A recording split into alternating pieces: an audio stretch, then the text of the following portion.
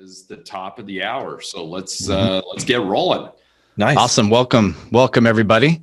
We are proud to say this is episode number 31 of Baseline Tech Talk Tuesday. And I appreciate you guys 1 year time frame. Yeah. Hanging in there with us while we took last week off and being patient with our last minute notice that we were going to postpone. We should have given that a little forethought, but glad that we did. And if you're joining us for the first time, you can catch all the previous 30 episodes on the YouTube channel, which is Baseline Web Training, all one word, on YouTube, as well as the videos that Dan's been putting out. I think he's put out at least one or two new pieces of content, helpful how-to tips since our last time with you guys. And quick introductions again, if you're new, I'm Andy Humphrey, Regional Sales Manager for the Northeast. We have Chris Wright, VP of Sales for Baseline, and Dan Conger, the Training Manager. And today we're going to talk about start conditions, because it is one of the capabilities that makes Baseline unique, and it opens the door to lots of potential. And it's also very unique to industry. So with that, let's turn it over to you, Dan, and get us going here. Good. Well, so we're all familiar with the traditional timed start of a program, right? So Tuesday at 7 o'clock, Saturday at 9 p.m., whatever that is. And then if you've been around Baseline, you're familiar with soil moisture sensors and using those to prompt the start of a program or to influence a program, maybe as the soil dries down to a certain level. But back in July, I want to say it was like end of July, maybe even the 28th, we looked at start, stop, pause conditions. But today we're just going to take start conditions and really drill down and kind of spend some time talking about those. So two things that we want to emphasize today. The first one is that a timed start is a start condition, but or a condition in which to start a program. But there's other ways, right? So we can do it with temperature, pressure, and then a couple of other settings that we're going to talk about. And the other one is that switches can be a start condition. And it's not just Baseline switches, but pretty much any contact switch across the industry. And I think as the three of us start nerding out on this, we're like, it's the switches, right? The switches what can't you do? And I think that's kind of the fun part is to say, be creative. How can you start a program, and what program do you want to start with what switch? Right. Yep. And if you can... Just to clarify, it's any dry contact switch interfacing with what we call an event decoder, but it could also be referenced as a switch decoder for that matter. There we go. Right. So we'll talk about switches and connecting those with event bicoders is that interface. That'll be one of our contact points today. Cool. Well, let me switch over. If I'm going to share my screen. One of the first things that I wanted to talk about was a push button can be a start condition. So this is a Baseline coaches button, which is, there's two components in this, right? So we've got the momentary contact switch it's in there. And then on the inside, we've got an event bicoder board that's inside. So those are the two things that this are built up. And pushing the button will send a signal out over the 2-wire path. And then we can use that to be specifically, right now, we're going to talk about starting a program or a start condition. So the couple of examples that I've got are... Yep, and as Dan's getting going here, we wanted to start with some known components that we have at Baseline. And then as we move along, we're going to sort of open the discussion to third-party devices. So we're just starting here with the button that Baseline manufactures. Right. Does that mean we're going to think outside the start time?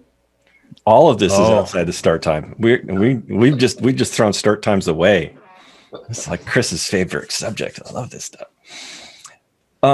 Tennis courts. So we've got clay and turf tennis courts here, right?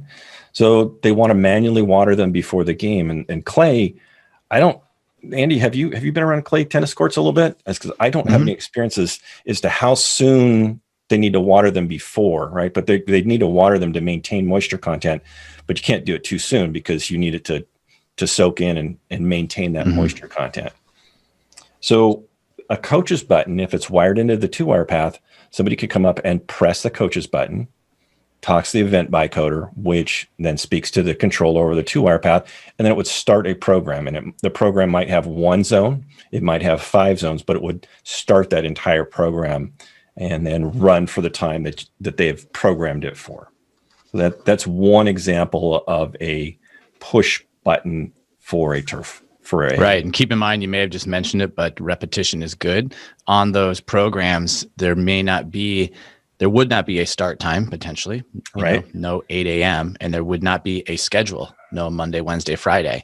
The only condition associated with that program is the setup of that device, of that start button. That's the trigger. No run times. I'm sorry, you have runtime, no start time, no day of the week. Yep. Right. Yeah, Chris, so you were starting to say it's on demand, right? On demand, yeah. So often referred to as the coach's button. So in this case, on these tennis courts, the team shows up, coach could do a syringe ahead of time or whatever, or popular for baseball infields. Anytime we need to do a quick syringe on demand, that's a great device to utilize. Yeah. So field hockey is another one. And I didn't know this, Andy. You were saying that the regulations are that this must be watered before a game. And I really like this picture because it can show there's actually standing water on that turf there. That is a great picture. Let's hope that's water because they do look pretty sweaty, but it's definitely water. Yeah. And again, I don't know what the regulation is. I just know that there's an international field hockey federation, if you will, that will certify the field. And as part of that, it must be irrigated, and it has to be irrigated even for a certain amount of time with a certain application of water to meet the criteria. And so we know that allowing a coach into a baseline controller can be, number one, complicated for the coach, and number two, potentially troublesome for the landscape manager. And so in lieu of that, these buttons work great because the coach can just push the button and it's pre-programmed to do exactly what they need it to do. Right on. Yeah. Okay. So we're going to take that button, take the event bytecoder out of that button, and we're going to do something a little more different with that. So let's talk about a pressure differential, which this is going to introduce an event bytecoder. So here I've got an event bytecoder, which is going to connect to our 2-wire system. And that's the input, and then that's the output or the connection to the system. And then the connection to a switch, someone else's switch. In this case, I've got a third-party pressure differential switch. So that will communicate with the event bytecoder. Now what I can do is I can use a pressure, not just pressure, but a pressure differential to run certain programs. And this is an analog one. And this is what's kind of interesting on this one is I think Andy and I discovered this independent of each other about the same time. I saw this switch at an irrigation show, and this is an analog version, and you found a digital version that you've used on a project. So where this might fit in really, really interesting as far as a pressure differential is on filters. Sand filters or sand separators and filters on ag applications or nursery applications, they need to flush them because what happens is as the water runs through there, it's going to clog the filter and cause a back pressure. So if it starts with 90 PSI, at some point the outlet pressure is going to drop to 80 PSI. So there's 10 pounds of pressure that has been lost because of the filters clogged. Well, if they could flush it occasionally, they would stop that pressure differential.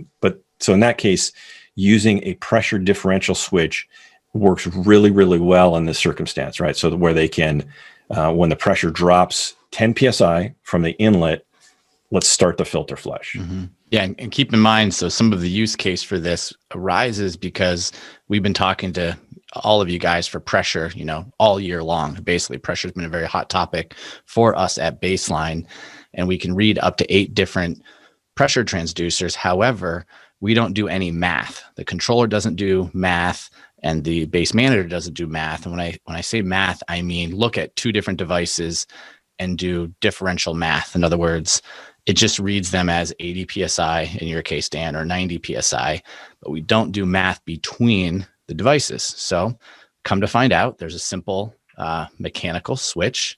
It's known as a pressure differential switch. There's lots of makes and models. and the pressure differential switch can be set to a PSI differential, and then it just opens or closes that circuit. So if you've got the event bicoder connected to the switch and it opens or it closes, depending how you want to set it up, you can start that program, which, as you just mentioned, would be that filter flush program where one valve would close, the other valve would open, and it would back flush through. Right. Now, when I saw this one, if you look on the right behind the switch, you can see the red and the black leads there between the pressure gauges. So this is actually just a 24-volt switch. Very likely what the filter manufacturer does is just connects that up to a solenoid and a power source, and just anytime the pressure changes, it runs. Which that can be effective, but with the event bicoder, now we're bringing it into our baseline system, and we can put limits on it, right? We can put a water window or a time restriction or other restrictions. We can actually, if we go back to July, we could say we could start, stop, or pause. We could do other things with the system rather than just a dumb on or off. We're able to smarten it up, if you will. Absolutely. And part of this is because on a complicated system or a hydraulic infrastructure where there really needs to be, we keep talking about this, there really needs to be one decision maker for all of the water. And so by having that data input, i.e. using the event bicoder, we can pause all of the irrigation that's running when the filter needs to flush. So if you think about, if we used a third-party filter flush, irrigation system's running, maybe there's 6 zones, they're all on. All of a sudden, the water turns off, right? Because we're just doing its backflush cycle. So those zones all of a sudden have 0 water, and we potentially have a low flow condition in the controller. It may sound an alarm, it may turn it off because it's going to see that as an alarm state versus the baseline controller being in charge of the water and knowing that we need to pause the irrigation because now it's time to backflush that filter. Yeah, and utilizing program priorities associated with that pressure differential switch. If something was running, it would pause those programs, allow that flush to occur, and then resume where it left off once that flush was complete. Mm-hmm. So an informal way of integrating it into the baseline system, but also eliminating the need for some manual operation or third-party integration, if you will, to communicate with the system and know that it needs to do that. So let's take this a step further and just say, let's put aside the pressure and let's just talk about event bicoder. So essentially what this event bicoder is doing is allowing us to bring someone else's switch in, someone else's dry contact switch in, and connect it to our event bicoder and make it influence it. So I think this is the area that is the most interesting, the most intriguing. What else can we do with an event bicoder? What's some of your favorite? Mm-hmm. We can turn lights on. Oh, lights. Yeah. Okay. Yeah. Right. Or we can instigate a water feature fill or anything that would require or interface with a common dry contact switch. We can make that happen. I've liked event bicoders for a way to smarten up a rain switch. So we could use that I would actually use that as a pause, most likely, but it's that interface with a switch that's not particularly smart, and now we can put other parameters on there. So if you want to smarten up a switch, I think this is another really good way too. Yep. Mm-hmm. Brilliant. Yep. And what we're trying to do here today is kind of remind everybody or educate you guys on the fundamentals, i.e. here's an event bicoder.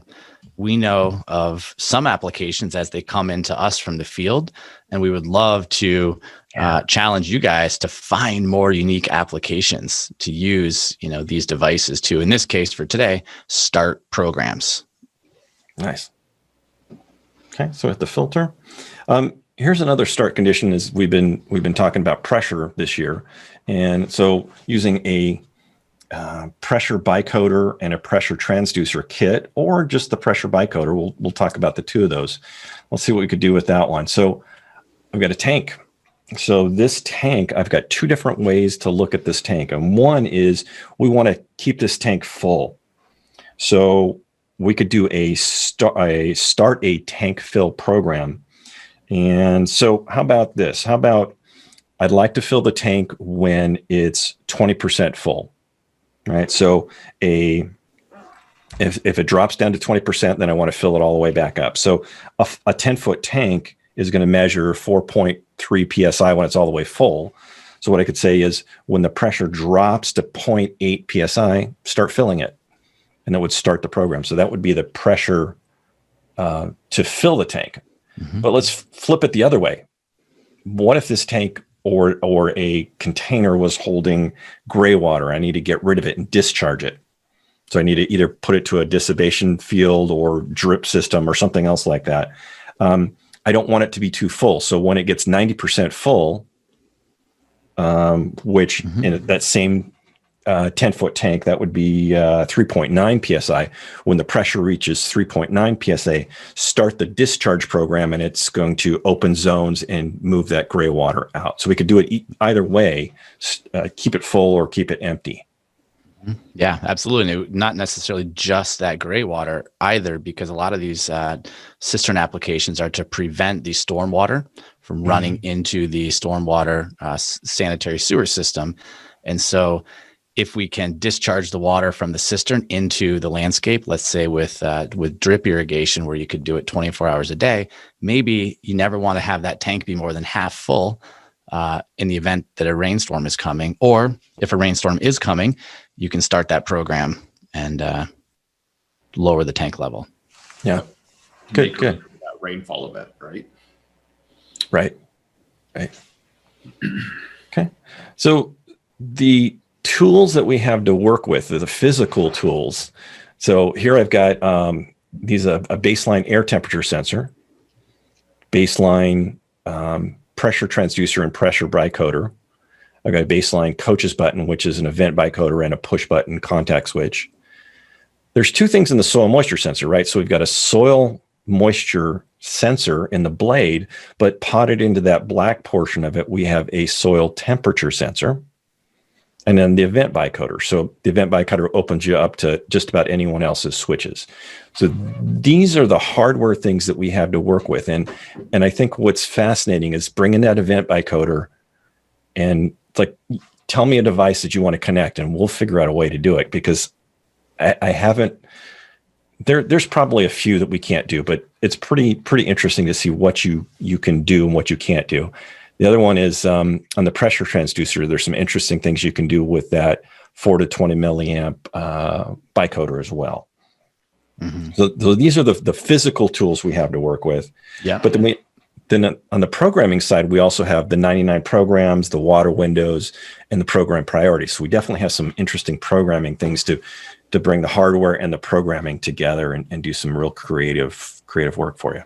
Yeah. So if your client, your customer, your project wants to do something that is, for lack of a better word, a little bit outside of the box that you haven't given experience before, you want to go back and think of these tools. How can the needs of the site customer be achieved by using one of these 5 devices? Because these are the only 5 devices that can be physically assigned to the program to start that program. Mm-hmm. Yeah. Yeah, and if anybody's got any switch devices that they, utilize on a site or wish they could utilize on the site, throw it in the chat or the Q&A, so we're aware of that and we can create a use case for it. Mm-hmm. Yeah, that would be really interesting to hear what some of the people out in the field have used these or think they want to use them for. Mm-hmm. I know that in training, there's been the conversations about keeping someone's chicken water bucket filled or checking the garage door opener and kind of odd, bizarre, nerdy things. But what's happening out in the real irrigation world? How are people using them?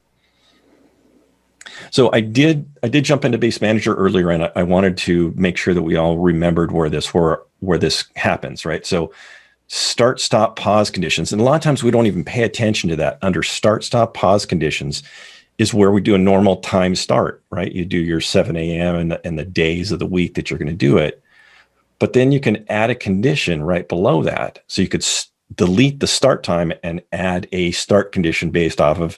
Here we have moisture, event switch, temperature, pressure. So all those things that we just talked about, and then add a condition or use that condition separately. So just the condition or a condition as well. Yep. And keep in mind, Dan showed 5 devices in that previous slide. We have 4 options there. And that's because what's highlighted here, the event switch, that coach's button or outside operations button technically is a switch. So when you program that device, you set it up as a switch. And then the temperature sensor is both the air temperature and the soil temperature are both the temperature. So those are the sort of the 4 conditions to start the program. And then just as another quick reminder, right above where you see that 7 p.m., you may want to delete that out or X off that start time. We occasionally see programs that accidentally have multiple start conditions. Either it's a time start and then it has another moisture start. And oftentimes that's unintentional. So keep in mind, if you're adding these additional start conditions, you may not want your time start anymore. Yep. Good point. Okay. I think that's the content that I had. So have you, Andy, you've kind of been doing some of this stuff out in the field. You've seen a couple of these applications that you've been working on. Did you want to share most recently is the pressure differential switch. And that particular project is solely being used currently for that use case to manage the filter system, with the longer term opportunity to actually retrofit all the irrigation out there. So wait, right? they got a baseline controller just to do that filter? That was that just important? Just to do the filter. And That's keep awesome. in mind, part of this is because they have remote access to it. So if you think about a competitive or a standard industry filter flush, you don't really get to see any of that data remotely. And if you use a baseline pressure sensor, you can also see the pressure going into the filter and the pressure coming out of the filter, and you can read it all remotely, and you've got remote access to it. And so that was sort of the first use case on this project. And then if we're already there managing the filter, gosh, maybe we should manage the irrigation system too. So yeah, sure. What the heck? Let's do that. Right. And the other thing I was going to show everybody real quick, this is a third-party Z-Wave device. If Z-Wave is a wireless communication protocol, and this particular device is much like our event bicoder, and it communicates with the Z-Wave hub at your home, and the hub is connected to Wi-Fi. So basically, this is a little device that you can remote control from your phone and or connect to Alexa or Google Home, those sorts of home automation products. And then you could connect this to an event bicoder, right? So that you have full programming capability with your event bicoder directly from your smartphone or from Alexa. So you could say, Alexa, start baseline, and then it would turn on whatever this device is assigned with the event bicoder to do. So this is kind of like a way to bridge the gap to the true home automation, IoT type devices. That's right. And that's why so we have the official sprinkler nerd as part of Tech Talk Tuesday right there. Got to keep up with the Joneses. All right. So a question came in that might rival that, because this is definitely thinking outside the start time. Ron Yoakum wants to know, could we use a temperature switch in a pond to turn off the fish feeders when temperature gets below fish feeding norms? Yes. Yes. And yes, because first of all, I did not realize there were fish feeding norms related to temperature, but I guess that makes sense. That's awesome. Next time I order some salmon, I'm going to ask them what the temperature of the water was. Right? So let's answer the question. Use temperature switch in pond to turn off the fish feeders. Yeah, the fish feeders are associated with a switch device. Then yes, we can use temperature on a moisture sensor submerged in the water in the pond. That's up. So that temperature reaches a certain level, then we can say activate this switch to turn off that fish feeder. Right. So what you're talking about is inserting a soil moisture sensor in the water source and using that as the temperature. Okay, great.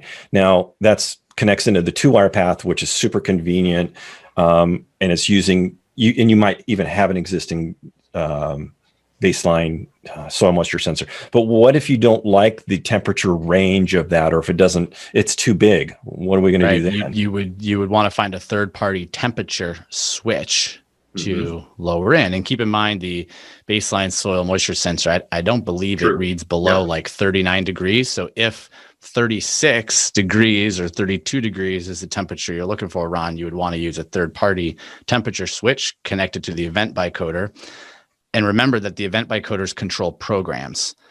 And so that fish feeding, whatever is powering the fish feeding, it may need to be on a program so we can turn it off. Yeah. Or turn on the program and have the input be wired the other way.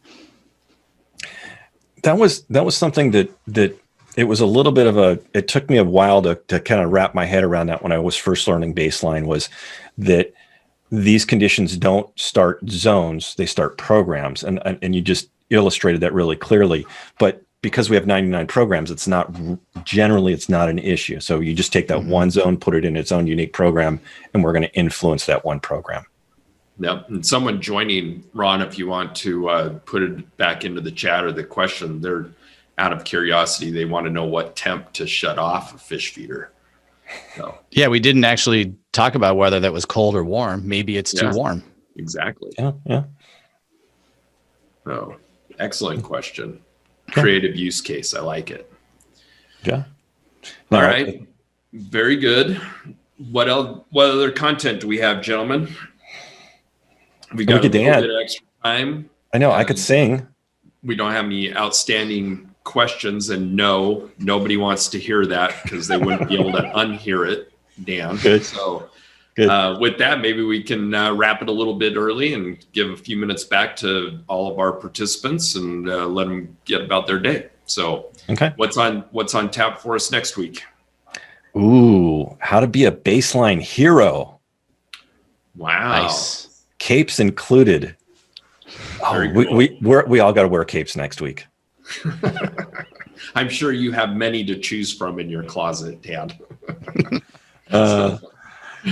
Awesome. Very good. All right. Well, we look forward to that content for sure. And we appreciate your participation as usual, everybody. Hopefully you are getting winterized and or overseeded and or, situated for the change of season. We appreciate the business. We always appreciate your patience with us. And we're always glad when we can provide you content that is usable. And based on the number of people that are repeatedly joining us, we obviously share some usable, valuable content. So, yep, these are our heroes on the call today. That's right. We love you guys. All right, y'all. Go out, be safe, be productive, and join us next week. Appreciate it. Have a good one. Okay. See you later, guys. Yeah.